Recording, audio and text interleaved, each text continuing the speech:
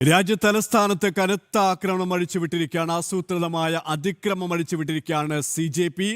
Barricade മറികടന്ന പാർലമെന്റിലേക്ക് തള്ളിക്കയറാനാണ് നീക്കം. രാവിലെ മുതൽ തന്നെ പോലീസിനെ ആക്രമിക്കുന്ന ഒരു ബോധപൂർവമായ ഇടപെടലാണ് CJPയുടെ ഭാഗത്തിനുമുണ്ടായത്. ഏറ്റവും ശ്രദ്ധേയമായ കാര്യം, CPM general secretary MA baby അടക്കമുള്ള CPM നേതാക്കൾ, സമാജ്വാദി പാർട്ടിയുടെ നേതാക്കൾ, ചില ജിഹാദി സംഘടനയുടെ നേതാക്കളടക്കം അവിടെ തമ്പടിച്ചുകൊണ്ട് ഈ കലാപത്തിന്, ഈ ആക്രമണത്തിന് നേതൃത്വം നൽകുന്നു എന്നുള്ള വാർത്തയാണ് പുറത്തു വരുന്നത്. ഈ സംഘടനകളെ CJP എന്ന പാർട്ടി നടത്തുന്ന ഒരു പ്രതിഷേധം, പക്ഷേ ആ CJP എന്നത് അതിന് പിന്നിൽ അണിനിരന്നിരിക്കുന്നത് ആരാണ് എന്ന കാര്യം നേരത്തെ തന്നെ വ്യക്തമായിരുന്നു. ജിഹാദി സംഘടനകളുടെ കൃത്യമായ പിന്തുണ ഇവർക്കുണ്ട്, CPMന്റെ പിന്തുണ ഇവർക്കുണ്ട്.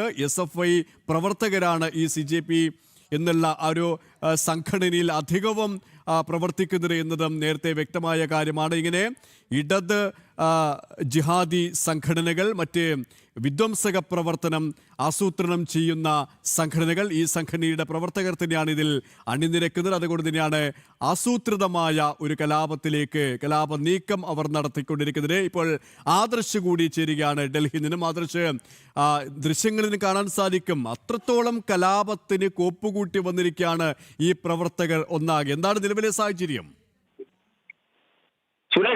സുരേഷ് ചൂണ്ടിക്കാട്ടിയതുപോലെ തന്നെയാണ്. കാരണം നേരത്തെ തന്നെ ഇതൊരു ആസൂത്രിതമായിട്ടുള്ള ആക്രമണത്തിനുള്ള ശ്രമം അത് ഈ കോക്രോച്ച് ജനതാ പാർട്ടിയുടെ ഭാഗത്ത് നിന്ന് ഉണ്ടായപ്പോഴൊക്കെ പോലീസ് സ്വീകരിച്ച നിലപാട് അതാണ് വലിയ ആക്രമണ സംഭവങ്ങളിലേക്കൊന്നും ഈ ജന്തർ മന്ദറിലെ പ്രതിഷേധം പോകാത്തതിന് ഒരു കാരണമായത്. എന്നാൽ പിന്നീട് ഈ സമരത്തിന്റെ രൂപം മാറുന്ന കാഴ്ചയാണ് കാണാൻ കഴിഞ്ഞത്. മാത്രമല്ല, കൂടുതൽ പ്രതിപക്ഷ പാർട്ടികൾ, പ്രത്യേകിച്ച് സ്വന്തമായിട്ട് അവരുടെ പാർട്ടിയുടെ നേതൃത്വത്തിൽ ഒരു സമരം നടത്തുന്നതിനോ ഒരു സമരം നടത്തി വിജയിപ്പിക്കുന്നതിനോ കഴിവില്ലാത്ത ഇടതുപക്ഷ പാർട്ടികൾ, സമാജ്വാദി പാർട്ടി, മറ്റ് ഇന്ത്യ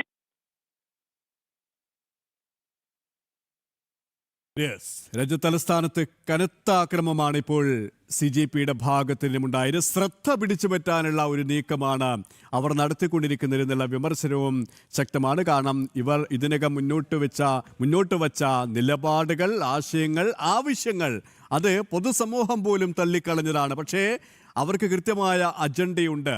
BJP സർക്കാരിൻ്റെ ഒരു ജനഹിതം അറിഞ്ഞുകൊണ്ടുള്ള BJP സർക്കാരിൻ്റെ ഭരണം, ഒരു സൽഭരണത്തെ ഏതെങ്കിലും തരത്തിൽ കളങ്കപ്പെടുത്താനുള്ള ഒരു നീക്കമാണ് ഇന്ത്യ സഖ്യം നടത്തിക്കൊണ്ടിരിക്കുന്നത്. പക്ഷേ അതിനവർക്ക് പ്രാപ്തിയില്ല എന്ന് തിരിച്ചറിഞ്ഞ് ഈ നേതാക്കൾ അടവ് മാറ്റിയ ഒരു സമീപനമായിട്ട് CJPയുടെ ഒരു സമരത്തെയും അതിൻ്റെ പിറവിയെയും നമുക്ക് കാണാൻ സാധിക്കും. പക്ഷേ അതിനെ ജനങ്ങൾ അംഗീകരിക്കില്ല, ഭരണകൂടം ഒരിക്കലും അംഗീകരിക്കില്ല എന്ന യാഥാർത്ഥ്യവും മുന്നിലുണ്ട്. പക്ഷേ അവിടെ ഏതെങ്കിലും തരത്തിൽ ശ്രദ്ധ പിടിച്ചു പറ്റുക, കാരണം പൊതുസമൂഹം അവഗണിച്ച ഈ ഒരു സമരം ഇങ്ങനെ കലാപം സൃഷ്ടിച്ചുകൊണ്ട് ശ്രദ്ധയിൽ കൊണ്ടുവരിക എന്നുള്ള നീക്കമാണ് അവർ നടത്തിക്കൊണ്ടിരിക്കുന്നത്. ആദർശ് തുടരുകയാണ്. ആദർശ്, എന്താണ് സംഭവിക്കുന്നത്?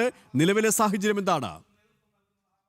ഏറ്റവും പ്രധാനപ്പെട്ട ഒരു കാര്യം എന്ന് പറയുന്നത്, പലപ്പോഴായി നടത്തിയ ഈ ആക്രമണത്തിന് വേണ്ടിയുള്ള ആസൂത്രിതമായിട്ടുള്ള ശ്രമം, ഒരു ശ്രമം ഇന്നെങ്കിലും അവർക്കൊരു അക്രമത്തിലേക്ക് എത്തിക്കുക എന്ന ലക്ഷ്യത്തോടു കൂടിയാണ് ഈ കോക്രോച്ച് ജനതാ പാർട്ടിയുടെ പേരുപയോഗിച്ച്, അതുമല്ലെങ്കിൽ ബാനറിന്റെ കീഴിൽ സമരം ചെയ്യുന്ന മറ്റ് പ്രതിപക്ഷ പാർട്ടികളുടെ, പ്രത്യേകിച്ച് നമുക്കറിയാം നോയിഡയിൽ നിന്നൊക്കെ സമാജ്വാദി പാർട്ടിയുടെ യുവ സംഘടനയുടെ പ്രവർത്തകർ അവർ കൂടുതലായി ഡൽഹിയിലേക്ക് എത്തുന്ന ഒരു കാഴ്ച. അത് കഴിഞ്ഞ ദിവസങ്ങളിൽ തന്നെ ഡൽഹി പോലീസ് ഇത് സംബന്ധിച്ചുള്ള മുന്നറിയിപ്പുകളും മുൻകരുതലുകളും ഒക്കെ എടുത്തിരുന്നു എന്നതും ഇതുമായി നമ്മൾ ചേർത്ത് വായിക്കേണ്ടതാണ്. കാരണം കൃത്യമായിട്ട് ഇവർ നടത്തിയ ആസൂത്രണത്തെ കുറിച്ചുള്ള വിവരം പോലീസിന് ലഭിച്ചിരുന്നു. അതുകൊണ്ട് തന്നെയാണ് ഇവർ ഈ സമരത്തിന് അനുമതി തേടിയിട്ടില്ല എന്ന് കഴിഞ്ഞ ദിവസം പോലീസ് വ്യക്തമാക്കിയതും കൃത്യമായിട്ട് ഈ നീക്കങ്ങൾ മനസ്സിലാക്കിക്കൊണ്ടുള്ള സുരക്ഷാ ക്രമീകരണങ്ങൾ പോലീസ് ഒരുക്കുകയും ചെയ്തത്. ഈ രാജ്യത്തെ പ്രതിപക്ഷ സഖ്യമായ ഇന്ത്യ സഖ്യത്തിന് ഒരു സമരം നടത്തുന്നതിനോ കേന്ദ്ര സർക്കാരിനെതിരെ ഒരു സമരം നടത്തി വിജയിപ്പിക്കുന്നതിനോ കഴിവില്ലാത്തവരായി മാറി എന്നതും ഇതിൽ നിന്ന് നമുക്ക് മനസ്സിലാക്കാൻ കഴിയുന്നതാണ്. കാരണം സമൂഹ മാധ്യമങ്ങളിലൂടെ കോക്രോച്ച് ജനതാ പാർട്ടി എന്ന തരത്തിൽ ഒരു പ്രചാരണം നടക്കുന്നു. ആ പ്രചാരണം പിന്നീട് തെരുവിൽ ഒരു സമരമായിട്ട് മാറുന്നു. ആ സമരത്തെ ആദ്യം ഇടതുപക്ഷ വിദ്യാർത്ഥി സംഘടനകൾ ഏറ്റെടുക്കുന്നു. അവർ ഈ കോക്രോച്ച് ജനതാ പാർട്ടിയെ ഹൈജാക്ക് ചെയ്തുകൊണ്ട് JNUവിലും മറ്റും നിന്നുള്ള ഇടത് വിദ്യാർത്ഥി സംഘടനാ പ്രവർത്തകരെ സമരരംഗത്തേക്ക് ഇറക്കുന്നു. പിന്നീട് സോനം വാങ്ചുക്കിനെ പോലെ കേന്ദ്ര സർക്കാരിന്റെ ഒരു നിത്യ വിമർശകൻ നിരാഹാര സമരവുമായി രംഗത്ത് വരുന്നു. അപ്പോൾ ഈ രീതിയിൽ രാജ്യത്തെ പ്രതിപക്ഷ പാർട്ടികൾ തന്നെയാണ് ഇത് ആസൂത്രണം ചെയ്തത് എന്നുള്ളത് കൂടുതൽ വ്യക്തമാക്കുന്ന കാഴ്ചയാണ് ഇപ്പോൾ രാജ്യ തലസ്ഥാനത്ത് നിന്ന് കാണാൻ കഴിയുന്നത്. കാരണം സ്വന്തമായിട്ട് ഒരു സമരം നടത്തുന്നതിന് കോൺഗ്രസിന് പോലും കഴിയാത്ത ഒരു സാഹചര്യം രാഷ്ട്രീയ രംഗത്തുണ്ടാകുന്നു എന്നുള്ളത് ആ പാർട്ടിയുടെയും വലിയൊരു പരാജയമായി മാറുകയാണ്. അതുകൊണ്ട് തന്നെയാണ് ഇങ്ങനെ എല്ലാ പാർട്ടികളും ചേർന്നുകൊണ്ടുള്ള ഒരു മഴവിൽ മുന്നണിക്ക് അവർ കോക്രോച്ച് ജനതാ പാർട്ടി എന്നൊരു പേര് നൽകിക്കൊണ്ട് ആ ഒരു ബാനർ ഉപയോഗിച്ചുകൊണ്ട് രാജ്യ തലസ്ഥാനത്തെ തെരുവുകളിൽ സംഘർഷം സൃഷ്ടിക്കുക എന്ന ലക്ഷ്യത്തോടു കൂടി രംഗത്തിറങ്ങിയത്. എന്നാൽ പലയിടങ്ങളിലും പോലീസ് സംയമനം പാലിക്കുന്ന കാഴ്ച നമുക്ക് കാണാൻ കഴിയുന്നു. കാരണം വലിയ അക്രമത്തിലേക്ക് പോകരുത് എന്നുള്ള ഒരു നിശ്ചയദാർഢ്യം പോലീസിന് ഉണ്ട് എന്നാണ് ഇതിൽ നിന്ന് മനസ്സിലാക്കാൻ കഴിയുന്നത്. അതുകൊണ്ട് തന്നെയാണ് പോലീസ് ഈ സമരക്കാരെ പിരിഞ്ഞു പോകണം എന്നുള്ള നിർദ്ദേശം അത് കഴിഞ്ഞ ദിവസം തന്നെ നൽകിയത്.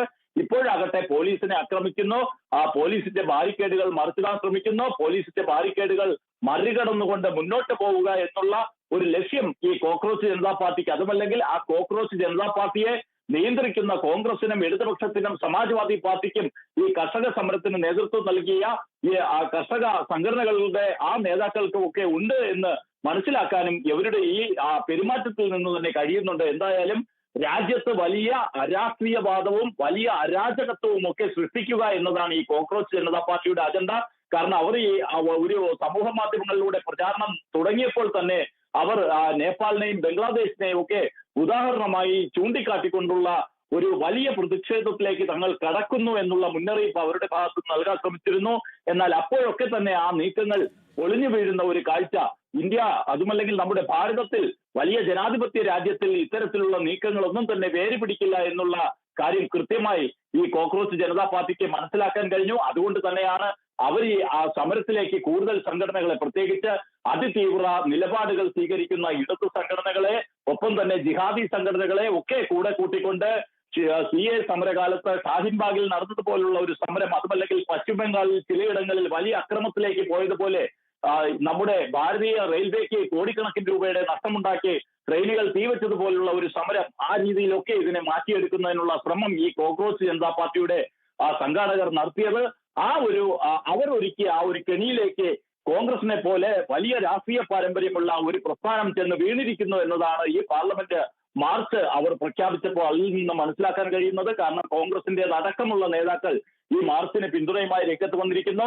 പ്രതിപക്ഷ നിരയിലെ രാഷ്ട്രീയ പാർട്ടികളൊക്കെ തന്നെ അവർ ഉയർത്തിയ രാഷ്ട്രീയം, അവർ ഉയർത്തിയ സംഘടനാ പ്രവർത്തനം അതൊക്കെ മാറ്റിവെച്ചുകൊണ്ട് ഈ കോക്രോച്ച് ജനതാ പാർട്ടി എന്ന ബാനറിന്റെ കീഴിൽ അണിനിരക്കുന്ന ദാരുണമായ ഒരു കാഴ്ച കൂടി കാണാൻ കഴിയുകയാണ്. എന്തായാലും ഈ സമരക്കാരെ നേരിടുവാൻ ഉറച്ചു തന്നെ പോലീസ് നിലയുറപ്പിച്ചിരിക്കുകയാണ്. മാത്രമല്ല പോലീസിനെ സംബന്ധിച്ചിടത്തോളം അക്രമങ്ങൾ സൃഷ്ടിച്ചുകൊണ്ട് വാർത്തകളിൽ നിറയുന്നതിന്, വാർത്തകളിൽ തലക്കെട്ടായി മാറുന്നതിനുള്ള കോക്രോച്ച് ജനതാ പാർട്ടിയുടെ ഈ ഗൂഢപദ്ധതിയെ തകർക്കുക എന്നതുകൂടി അവരുടെ ഒരു ലക്ഷ്യമാണ്.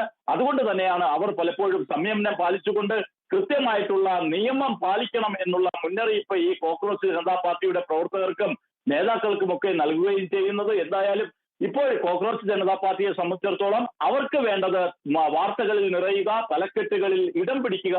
അതുകൊണ്ട് തന്നെയാണ് അവർ ഈ രീതിയിലുള്ള അക്രമം ഒക്കെ അഴിച്ചുവിടുന്നത്. പോലീസിനെ സംബന്ധിച്ചിടത്തോളം ഇത്രയും വലിയ അക്രമം അഴിച്ചുവിടുമ്പോൾ കൈകെട്ടി നോക്കിയിരിക്കാൻ കഴിയാത്ത സാഹചര്യം തന്നെയാണ് ഉണ്ടായിരിക്കുന്നത്. അതുകൊണ്ട് തന്നെയാണ് പോലീസ് പലയിടങ്ങളിലും ഈ സമരക്കാരെ പ്രതിരോധിക്കുന്നതിന് തയ്യാറായിരിക്കുന്നത്. ഓക്കെ ആദർശ്, തുടരുക. എന്തായാലും രാജ്യ തലസ്ഥാനത്ത് വളരെ ബോധപൂർവമായി പ്രശ്നം സൃഷ്ടിക്കുവാൻ കോക്രോച്ച് ജനതാ പാർട്ടി പാറ്റകൾ ശ്രമിക്കുകയാണ്. ഇന്ന് പാർലമെന്റിന്റെ വർഷകാല സമ്മേളനം ആരംഭിച്ചിരിക്കുന്നു. ഈ വേളയിൽ തന്നെ രാജ്യ തലസ്ഥാനത്ത് സംഘർഷം സൃഷ്ടിക്കാനാണ് CJP ശ്രമിക്കുന്നത്. പ്രേക്ഷകർക്കറിയാം, കഴിഞ്ഞ കുറേ ദിവസമായി ജന്തർ മന്ദറിൽ ഇങ്ങനെ ഒരു സമരം നടക്കുന്നുവെന്ന കാര്യം ഭാരതത്തിന്റെ പൊതുസമൂഹത്തിന് അറിയത്തുപോലുമില്ലായിരുന്നു. കാരണം അത്രത്തോളം ദുർബലമായിരുന്നു CJPയുടെ സമരം എന്നത് യാഥാർത്ഥ്യമാണ്. അപ്പോൾ സ്വാഭാവികമായും ഭരണഘടനാ സംവിധാനങ്ങൾക്കെതിരെ അക്രമം നടത്തിയെങ്കിലും തങ്ങളുടെ സമരത്തിൽ ശ്രദ്ധ പിടിച്ചു പറ്റുക എന്നത് തന്നെയാണ് ഈ രാഷ്ട്രവിരുദ്ധ ശക്തികളുടെ ലക്ഷ്യം എന്ന കാര്യത്തിൽ യാതൊരു തർക്കവുമില്ല. ഇന്നിപ്പോൾ പാർലമെന്റിനകത്തേക്ക് തള്ളിക്കയറാൻ ശ്രമിച്ചു. ഒപ്പം റൈസീന റോഡിലും സംഘർഷമുണ്ടായതായി മനസ്സിലാക്കാൻ സാധിക്കുന്നുണ്ട്. ആദർശം നന്ദഗോപനും കൂടി ചേരുകയാണ്. നന്ദൻ, ഈ